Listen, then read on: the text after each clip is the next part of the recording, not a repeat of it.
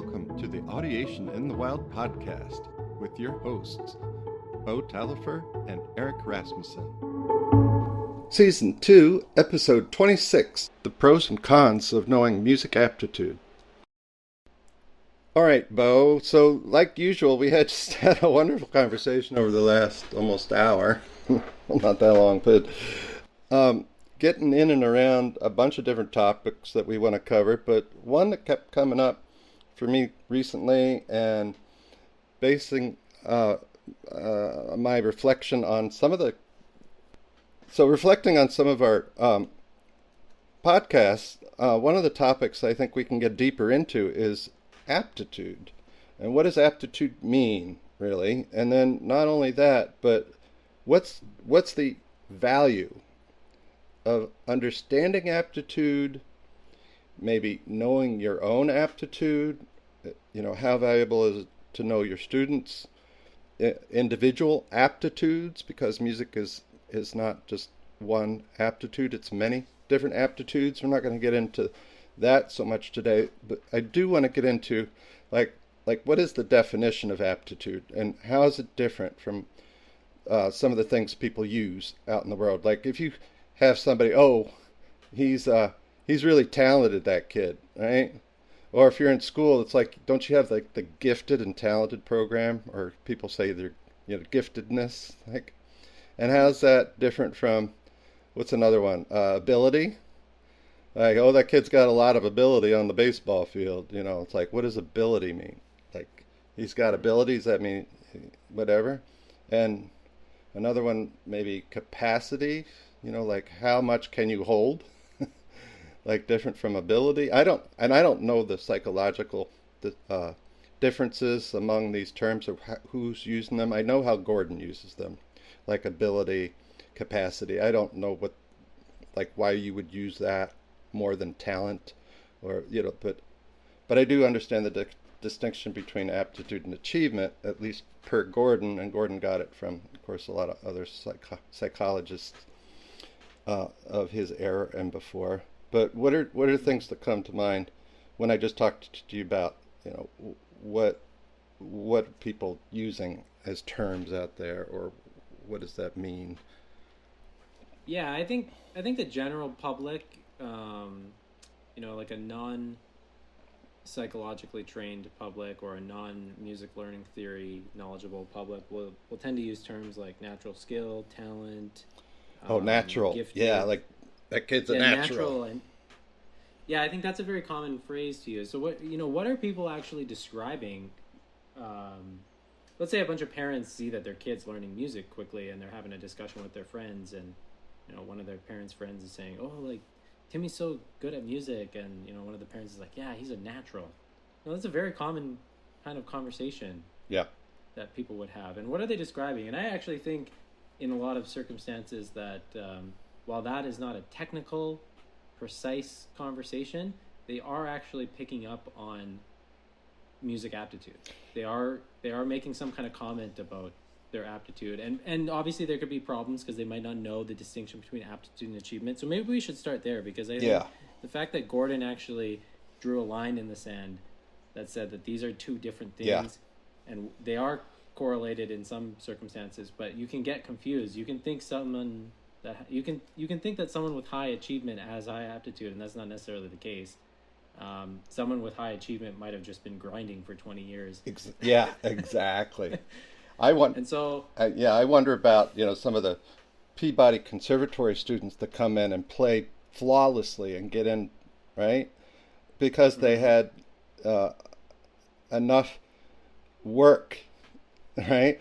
And then there's somebody who's only had a couple years and come in and play not quite as good and don't get in, but they could have gone leaps and bounds beyond the person who did do better, right? So totally. And as a working definition, and we can talk about Gordon's definitions of these things, but I've always thought about music aptitude is basically something like your potential, not only your potential to learn something musically, but also the it's stating something about how quickly you can learn something and how how well you can learn something with imprecise instruction. Oh, wow. So someone with Yeah. someone with high aptitude, they can just be exposed to something Yeah. a couple times and inductively learn on their own without proper instruction. Right. But someone with lower aptitude might actually be able to learn just Yeah, as well. yeah. It's just the instruction might have to be really well sequenced and triangulate what things are pointing And at. what if you... And that's, I think, such an important thing to talk about. And something that I think I heard in what you said, and you can correct me if I misheard it, is that there might be possibility of somebody learning quickly, but not necessarily deeply.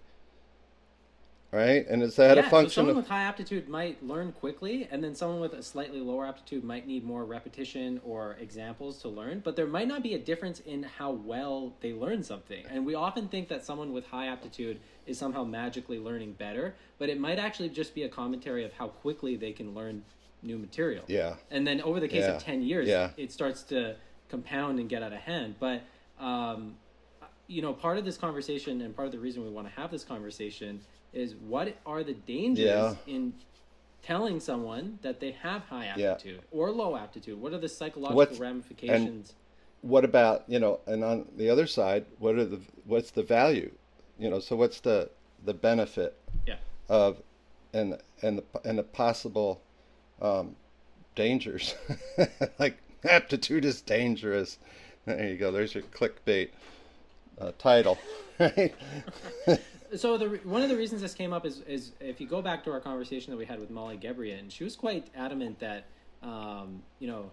telling someone that they're talented could potentially put them in this situation where it causes them to have a fixed mindset rather than a growth mindset. So a fixed mindset is a mindset where it's technically called an entity mindset, where you think like, I either have the skill or I don't. So if you tell someone you're talented and they're likely to have this fixed mindset, they'll tend to actually work not as hard as someone who has a growth there's mindset. A binary choice, knowing that it's like, oh, that's motivational, so I'm going to use it for good in my practice, or like that. Or the opposite, it'll say, oh, well, I'm not going to work at this because so and so is so much better than me, and I'll never be as good as that. Mm-hmm. And so it helps destroy some of your motivation. Maybe the problem with this fixed and growth mindset equation with motivation is that they often turn into self-fulfilling prophecies. So if you tell someone who has regular aptitude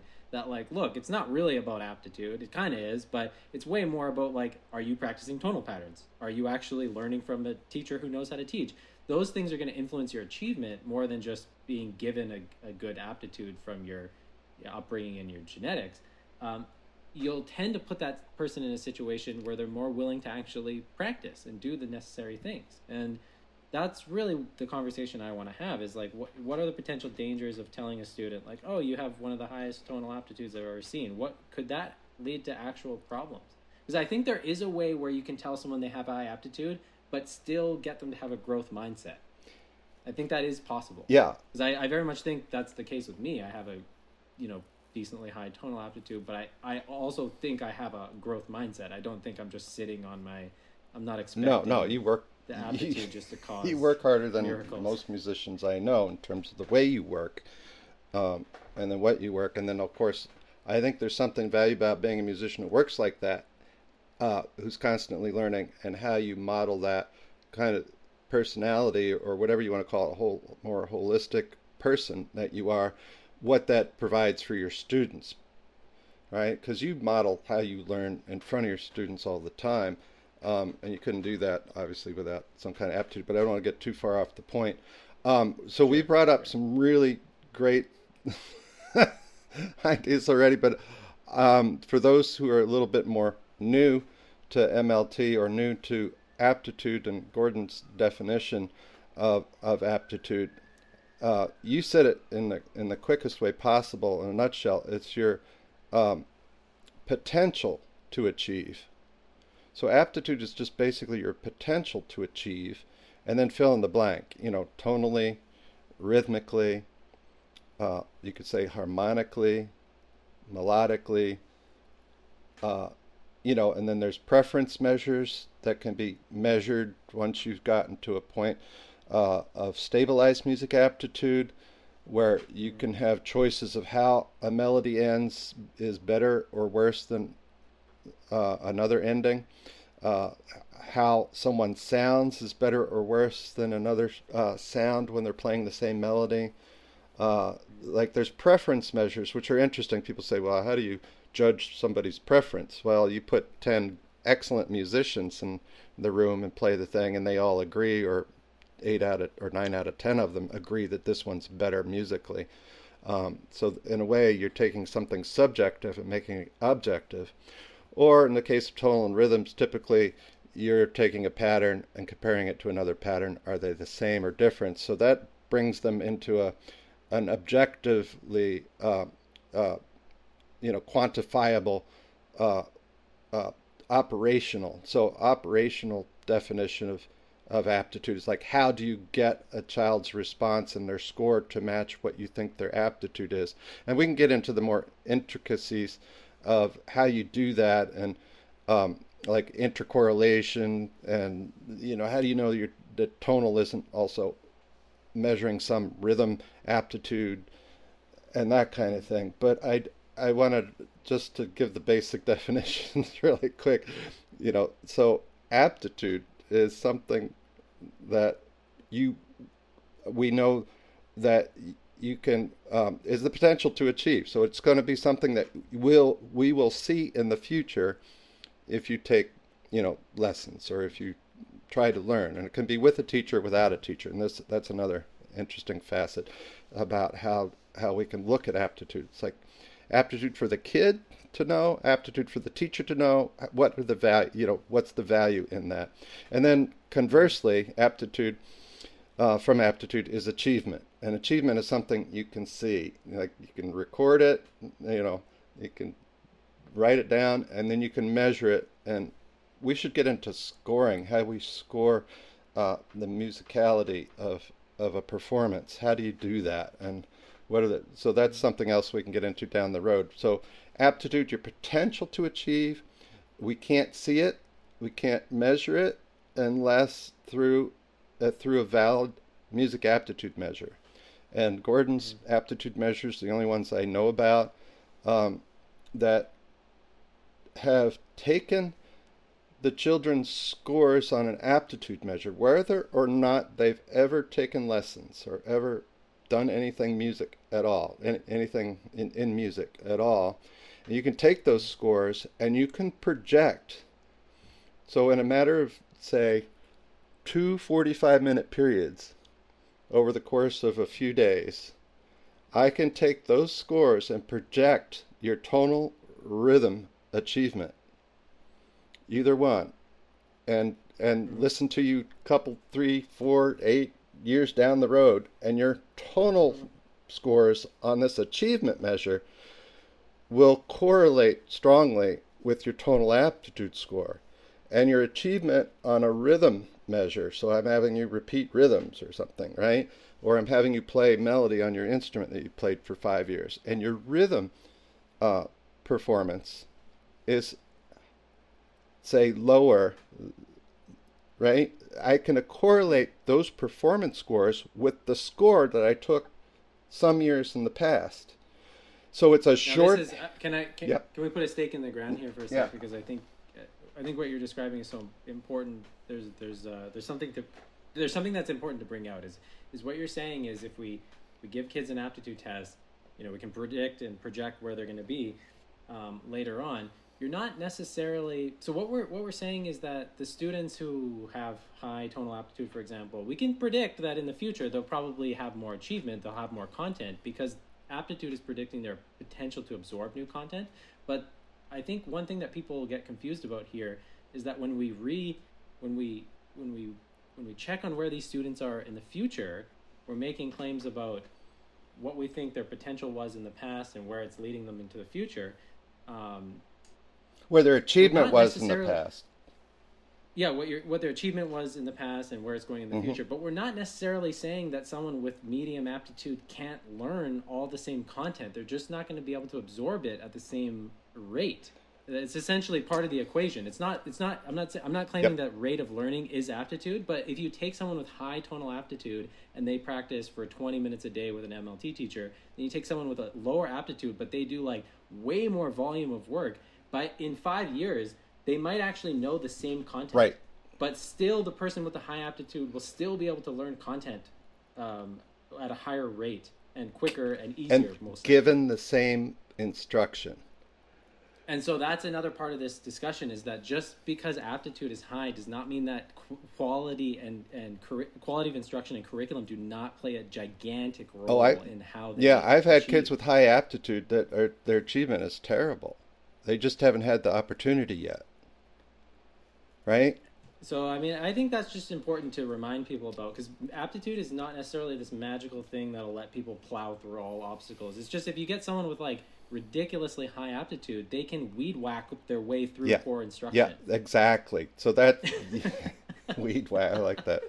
So kids given the same instruction, if they have high scores in one dimension, they can be expected, to meet a fairly different level, a different level than somebody with lower, medium or lower aptitude scores on this particular measure, right? And then, so what's brought into that thing you just said is, to me, this internal motivation or intrinsic motivation. I think, intrinsic motivation. Mm-hmm. If somebody applies themselves really hard for a really long time, right? Even with moderate aptitude, they'll do fine, right? With low aptitude, they'll be fine, right? You could, like, if you just grind, you love something so much that you just grind and grind and grind, right? But you might live your life, in AAA versus the major leagues, possibly, right? Which opens up a whole discussion about, like, should you pursue a musical career if you don't have like 95th percentile scores on your aptitude test? And I would claim yes, because the point of being a musician is not to like outbest everyone else. But that's a whole nother discussion. Right. But it does. An aptitude score can lead you to help, guide students appropriately, and that's one purpose. So an aptitude test is only good for the purpose that it's intended for.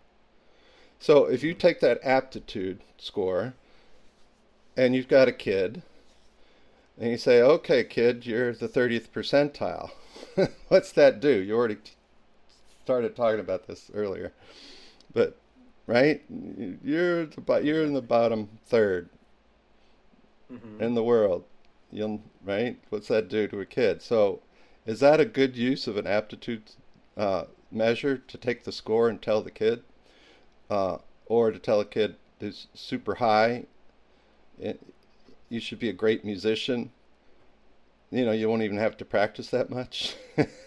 This is where the growth mindset problem and the self-fulfilling prophecy problem come into account. Because if you tell someone with like super high aptitude, like, you're going to be a great musician, and then all of a sudden your teachers are like, oh, this kid has high aptitude, we should train them even more. It turns into a self-fulfilling prophecy because they end up doing more work.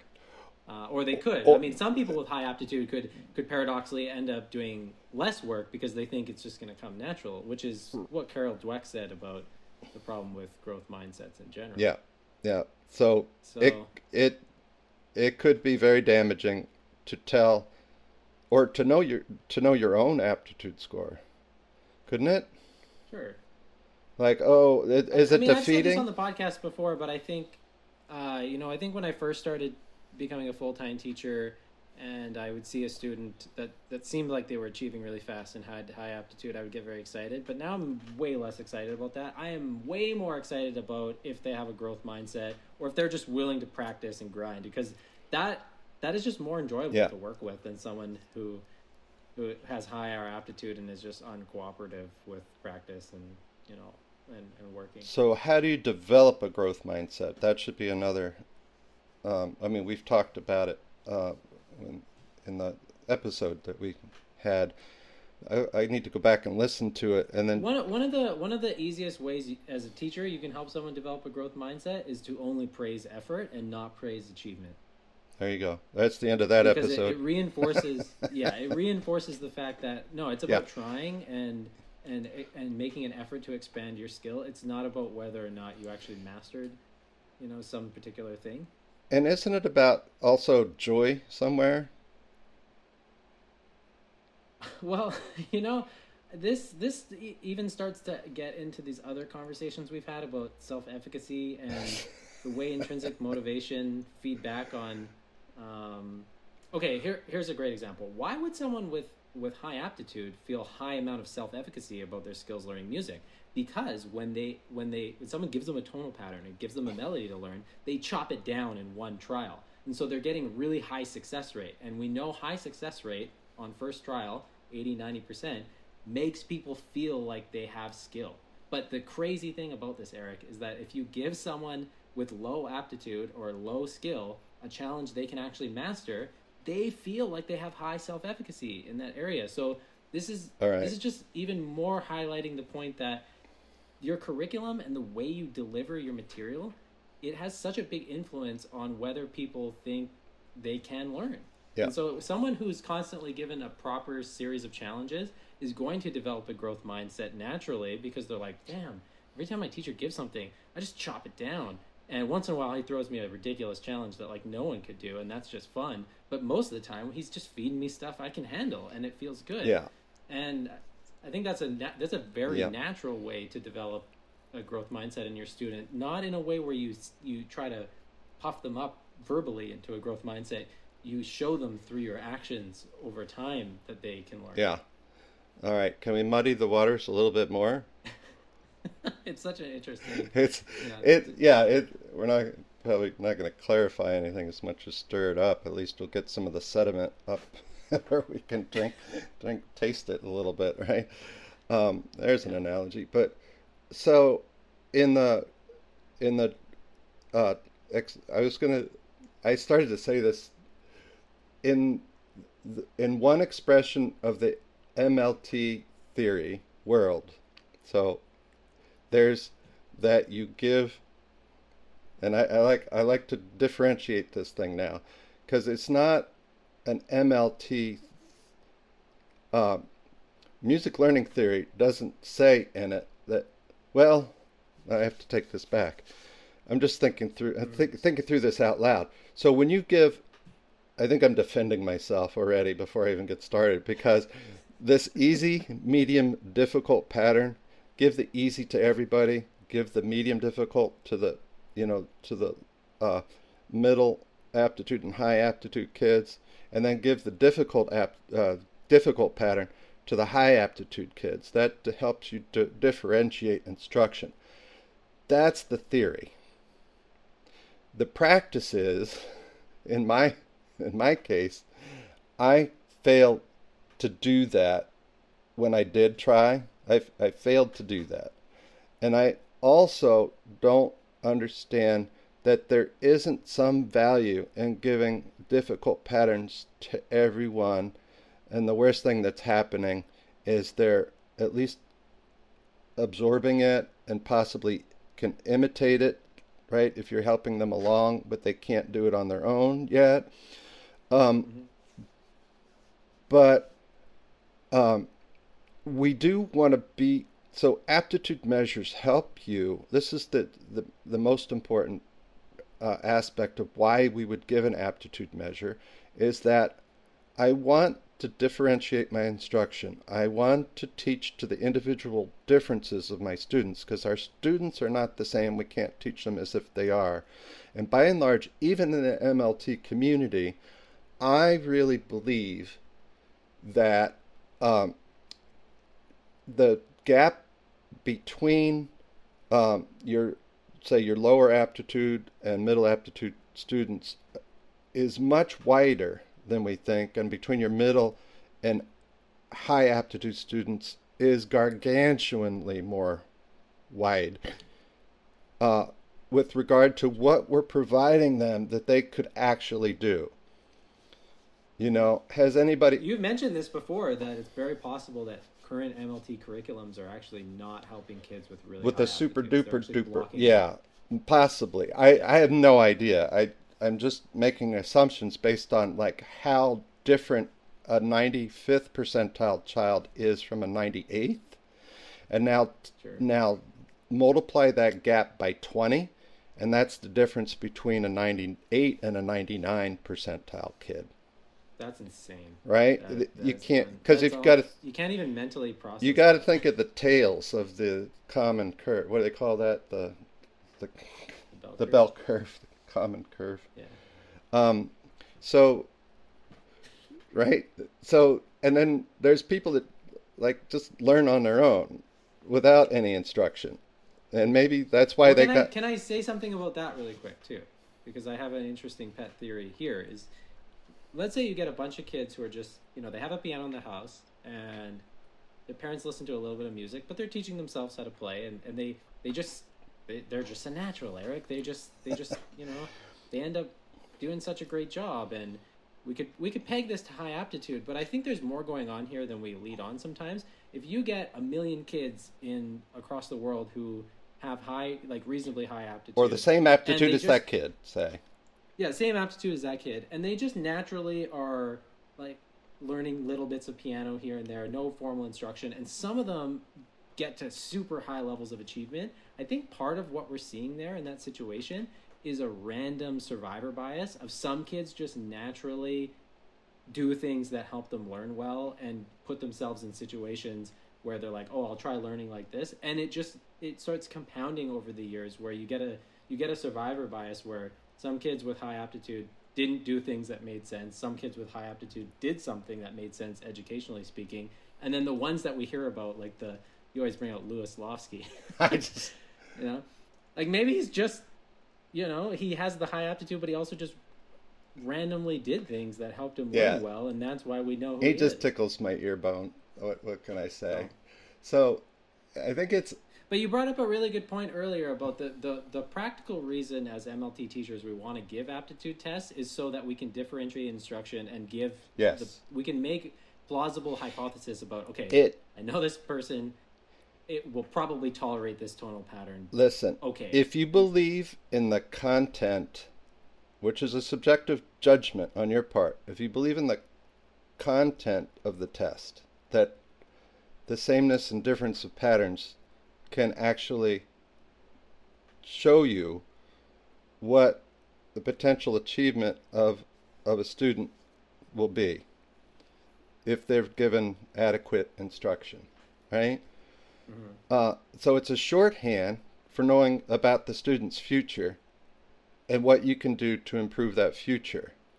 Now, my question is, do you then withhold some instruction to a kid that may not, right? And then This is where the whole curriculum design thing and comes then in, right? Because yeah, and then can you trust the aptitude scores you have in front of you? And this is what Gordon says in his test manuals. I hope they're across the board in this, that aptitude is not a fixed thing from birth to 6, 7, 8 years old. It's hard to be malleable in those later years, but that's one thing so far, that we know, right? I'm holding out hope for the Yeah, future. yeah. There's going to be some kind of pharmacological intervention here. Yeah, yeah, that we'll all have some kind of AI inside our heads. Oh my I don't know if I want to see that world. Too much sameness is the problem. That anyway, that the kids that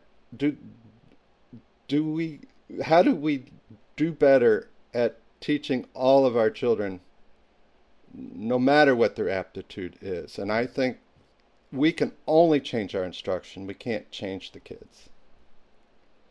Well, exactly, and this is why I find the advice given by like Engelman and Ogden Lindsley and the precision, like the direct instruction teaching people and the precision teaching people, is it's like, who cares what the IQ of the student is? Who cares what the aptitude of the student is? We measure if they can handle more by how well they handle this current task. So if I give them a task and they knock it out of the park, then they get the next task. Then they get the next task. Then they get the next. So even if you had like a low aptitude student, if you're giving them patterns and they keep dominating them, Right. you just keep feeding them So more. It's not a question of holding things So back. in a way, are you suggesting that a lesson could be its own aptitude measure if you keep finding the wall that they're not able to jump quite yet and back up into the happy zone, and then not give them too much stuff that's just technical, you know? This is what's so fascinating about, if you have a curriculum like yours, or I have a loose curriculum for beginners with piano.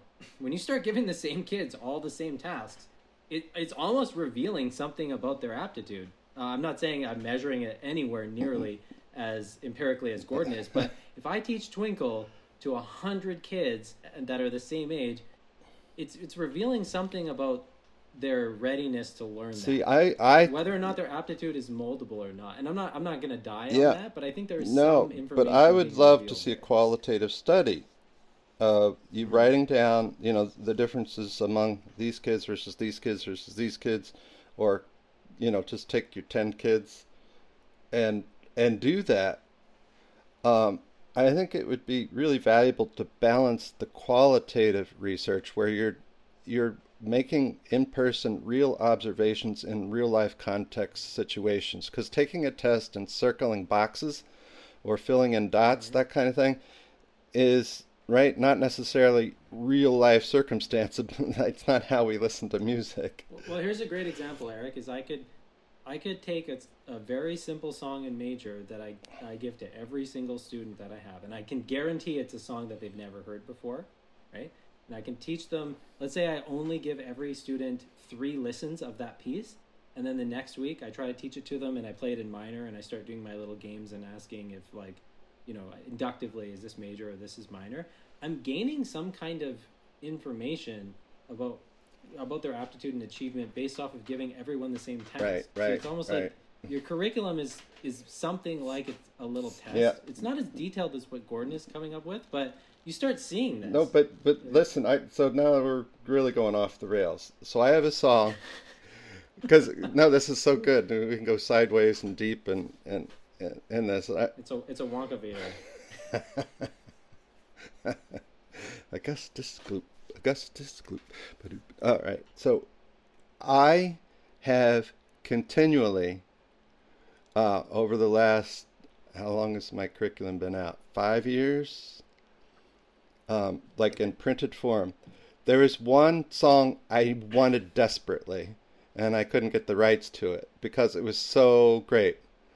And so I wrote a song just like it, except it wasn't interesting enough for me anymore. So I changed the meter stuff, which I always seem to do because I think my rhythm aptitude is so much higher than my tonal. But anyway, reading is the best. And you've heard this before, everybody. Reading is the best. Reading is the best. If you do not like to read a good book, then maybe you should take a rest. So it's and it switches to so it's 2 kinds of 7/8, and it's just tonic and dominant. Well, the bridge is go to the library pronto, get a book, maybe 2. If you don't bring it back when it's due, then it's double the fees to you. So, right, it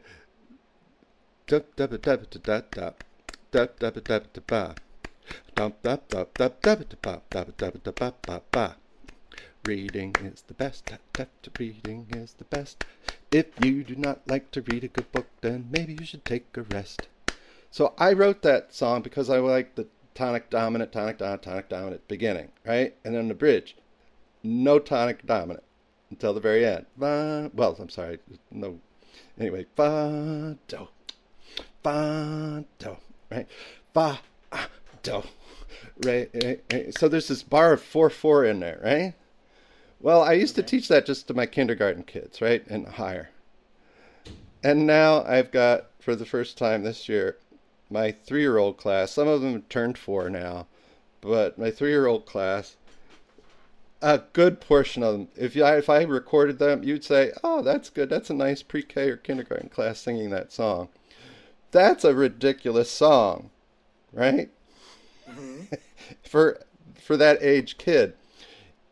Is that possibly an indication of of of what? What would you call that the fact that they didn't used to be able to teach my kindergarten kids those that song, Ah, I see. and now I've got it down to grade levels, quote unquote grade levels. Well, that could be a reflection of your teaching getting more dialed in Okay. for sure. You know what? There's I'm giving one of the what I'm reasons. saying is I'm giving them more difficult content than I ever have, Exactly. Yeah. and So they're coming up to my standard. Like I expect you guys to do this. this is what Engelman talked about, man. This is why I don't think Engelman talked about IQ and testing IQ because, like, for Oh boy. one, when you take, he did the same thing. He took like preschool kids and he taught them fundamentals of math, like how to count and stuff like this, and their IQ did seem to go up from his instruction. But the problem that Engelman has with curriculum designers is that people don't teach the fundamentals, and then they block students from learning things that they could learn at their age. So we think 4-year-olds can't learn how to do times tables and long division and algebra. It's total I have a nonsense. They just have to be 5-year-old that taught to do does it. double-digit multiplications already. Well, exactly, but here in Canada, I'm talking to a lot of kids who are in grade 2 that are not learning their times tables because the BC school curriculum, which I'm Oh, going to hammer we on, is just so ridiculous. Like everything has just gotten so loosey goosey in terms of learning yeah. objectives that they All right. don't think kids Let's can not learn go this down too stuff. far. These tunnels. But to come back to Uh-huh.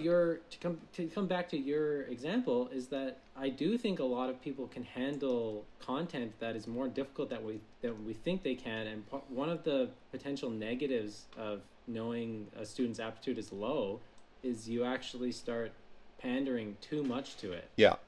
Yeah. right? You could I potentially think that like make what your you just said curriculum. is my point in doing my song. First of all, I love the song. Mhm. It's just its workability. Um, uh, um, so yeah, no, you just put it in a nutshell what I was trying to say. What would you consider, moving this song, which is more difficult, earlier and earlier? This is why I was saying part of the discussion when we talk about aptitude being potential, we don't want to confuse ourselves because just because it's potential, like so someone with a high aptitude could learn your song with a few listens, someone with a low aptitude needs 15. When we're talking about musical achievement and someone wanting to be a musician, who cares if takes 15 How do tries? you know you Like don't you, have a it, Jaco Pastorius in your room, is my question. I uh, mean, an aptitude measure will help you, you know, notice the ones that are near there or better, or he will refuse to take the thing because he, he'll write the thing down in notation afterwards, maybe. yeah. um, so anyway, these are lovely tangents to Well, to go here's off another on. Yeah. thing to consider is that the aptitude tests we have now, even though they're very predictive, um, they might need to be expanded to be more detailed and reveal more specific. Like you're saying, there should be a harmonic learning um, aptitude test that is possibly different than someone's ability to differentiate like melodic content, which I totally agree with. And Yep. it's the reason I'm on the other side of this microphone is because I support that hypothesis. Well, there's two kinds, right? There's the kind that's measured in MAP, and the kind that's measured in the HIRR, harmonic improvisation readiness record. Yeah, So that one I those scored really high on. I remember that. those I remember doing yeah. that one. Well, they're for kids up to high school, maybe or early college, right? They're still useful. Or the one that Ron mentioned that I didn't know much about before. This balance one that you were Oh, alluding to that's before, music where aptitude profile, right? your ability to finish a phrase and tell if it's appropriate has such a big impact on your ability to improvise melodically. And Yeah. Ron was saying this is why he thinks at least he struggles with improv is because his balance aptitude might not be. Yeah, Um, right. So super there you fun. go. We're referencing our whole library of, of podcast shows. Go back and re-listen. Uh, uh, I did find out that there's some of you out there that are listening, multiple times to some, and it's really gratifying to hear. And I'm really pleased to hear that people are applying, some of the things we talk about, because we're really doing this for our own good. To, to Yeah. ADHD folks needing to talk about the shop, talk shop. Well, I guess the real big picture here that we're trying to hammer on is how do you use an aptitude test for its most good, both in terms of the student learning musical content and achieving, and also for their psychological well-being. Because we Right, don't want to put them into a right. fixed mindset. So we keep, And teachers so too. we're contextualizing how Gordon, and none of this strips away anything that Gordon says, right? It's just recontextualizing the value of understanding the difference between aptitude and achievement, number one. Tell all your music friends, no matter whether they're MLT people or not, that's critically important to understanding music, is to understand. Well, And your teaching. I think Gordon would be heartbroken if he saw that someone took his aptitude test, found out they had just average aptitude, and was like, I'm not going to be a musician. Like, I think that would break his heart. That's not. I mean, his whole career was dedicated to helping people learn music No, more despite, efficiently and to better. right? Despite everything, right? This, Yeah, I almost think about it as like, imagine someone who wanted to join the NBA and they're like, well, I'm only 6 feet tall. and Like, then I guess I shouldn't even. Spud Webb would have never made it. Or who's the other guy? Spud Webb and Mike Bibby was. Mike I think, Bibby was was like one of the 5'11". original ones, but there's somebody else. Um, I'm trying to remember who his name is. Somebody will know. And But aptitude is super important to know about because in terms of being a researcher and learning how to influence aptitude at younger ages, we really want to be able to measure this because if we can start inventing new methods of teaching that could boost and then aptitude before more teaching, so where does aptitude really come from? Right? Is it innate? That's what Gordon says, right? He says it's not heritable or like it's not something you inherit. But he says it's possibly there's a latent gene, right, that expresses itself when it cares most likely to, epigenetic, right? But right? it's yeah. So Like you need some kind of baseline of genetics to so that when the environment plays music, Right. your genes start changing, and that's probably what aptitude Yeah, so is. It's your genetic response. you want to to the grow environment. 5 toes. You want to get Yeah. you want to get the things that almost everybody already has, and then you need the food and the sustenance, right, that you need, and the comfort and all these things to keep you safe. So now your brain is wired to accept, right? And then I think so. Gordon never stated this explicitly, and I'm going to, that aptitude to me, given everything I've read about prenatal development, that's where aptitude is begun. My my research study in my PhD, without a hitch, and ever since then, I've asked everybody whose baby, like, shows exceptional achievement for a baby, either singing in tune or moving their body, especially rhythmically, or especially, I'm not going to say rhythmically, but especially expressively, right? Um, it's something that kind of hits me hard. I always talk to the parent, and I say, "What did you do when you were pregnant with your child, especially the last trimester?" And those kids that show that much achievement that early in life can't not but have high achievement. This is another thing we didn't say.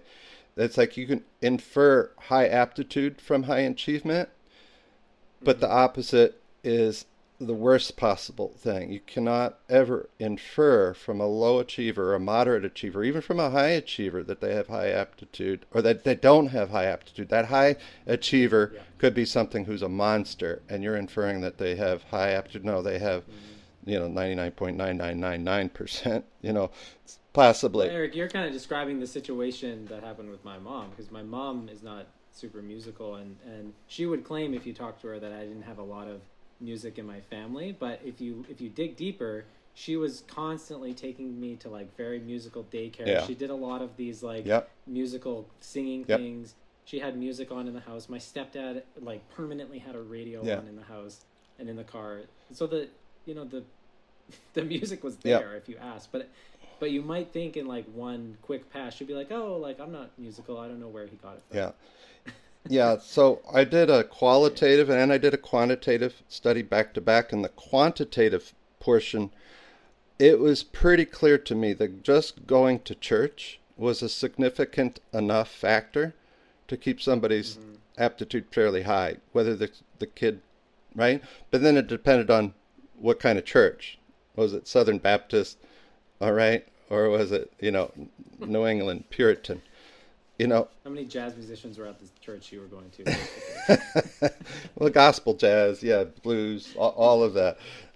So the rich musical environment that you went to, and in a lot of cases, people would go, at least twice a week, 3 times a week, depends on the kind of, service you were attending like that.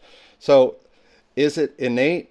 I believe Gordon's absolutely right that it is. That the expressions of the gene come not the same in everybody. They come. Well, it has to be somewhat innate because there's a reason my dog is musical with different genes, right? Well, So what about a it is wolf genetic at then, some though? Right? Now we're going to get into way gray area, but you can't predict. This is the thing can't say. Well, because all of my family was musical, that your kid is going to be because. Well, because genes like gene mutations can skip generations, and they're not always. My mom's not super musical, but my grandma was. Yeah. And my aunt. My dad was not. He loved it, right? So there's certain portions of the aptitude measure he could, but his achievement on trombone was bothersome to me in middle school when we would play church services together or whatever. But his mom could play stride piano just from listening to the radio. Like pick a tune up and do that, and that to me is crazy. So I mean, when you reflect like what made me want to be in music, I don't, it's like I was around my grandma, and my dad valued music. It was in the house. We went to church. Yep, blah blah blah. So there's positive factors. I wasn't, locked up in a room in Poland during World War II.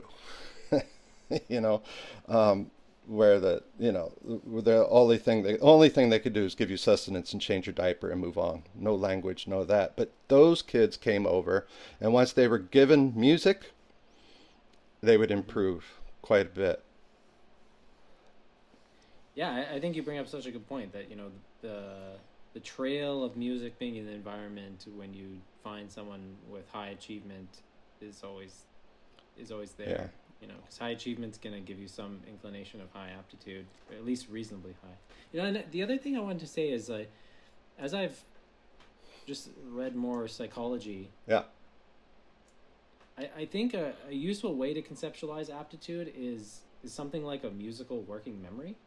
And I found this very useful. Gordon doesn't talk about this, but I think this actually, for me, explains more in a more descriptive way why someone with higher aptitude has more potential, because they have the ability to hold more examples in mind and compare them without them being in memory. Yes. So let me just unpack this for Yes. a sec. So when someone with high aptitude takes the aptitude test, and I'm saying it's high musical working memory, why did they get the answers on the test right more than people with low aptitude? Because they can hold these things in mind and compare them to each other. That's what working memory is, being able to hold things in mind. But the beautiful thing about this is, how do you give someone with lower aptitude this benefit? You need to put the patterns in long-term memory. So if someone with medium aptitude has tons of patterns in their long-term memory, Yeah. they know tons of tonal patterns, they know tons of rhythm patterns, they can make comparisons and bypass working memory. And we know from research about how chess players learn, you would think chess is something to do with IQ and how smart someone is at calculating. Chess is almost entirely based off of memory, and it's based off of their ability to compare. Well, I have a memory of this position, and this other position kind of looks the same, so I can extract value from that. And I think the same thing happens with tonal patterns. When you have enough patterns in your vocabulary, there's a point where it doesn't even matter, like, if you're 1% higher aptitude than someone or not, because they have the ability to make comparisons and get around this. So I just want to say that because I don't hear that talked about in the MLT community a lot, is aptitude and working memory, and aptitude very well might be a measure of musical working memory or tonal working memory or rhythmic working memory, which is, yeah, it's kind of fun to think about it like that.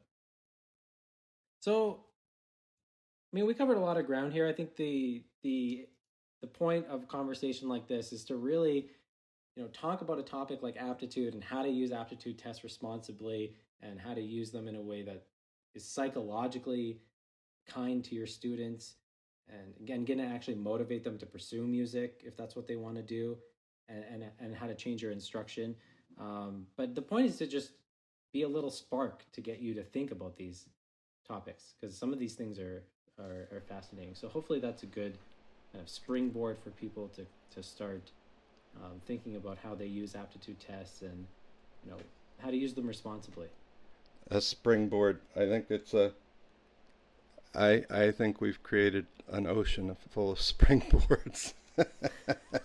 We covered a gamut. All right, thanks, Beau. All right, that was fun.